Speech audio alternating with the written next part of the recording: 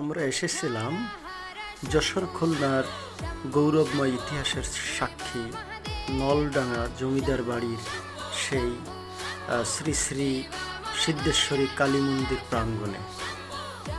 বেগবতী নদীর তীরে একগুচ্ছ মন্দিরের সমাহার এই অঞ্চলে।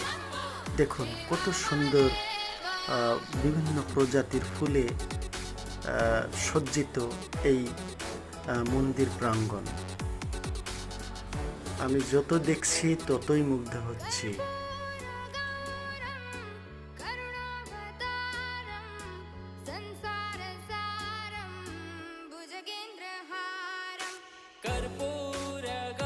সময় এবং সুযোগ করে আপনিও আসতে পারেন বাংলার গৌরবময় ইতিহাস এবং ঐতিহ্যের সংস্পর্শে।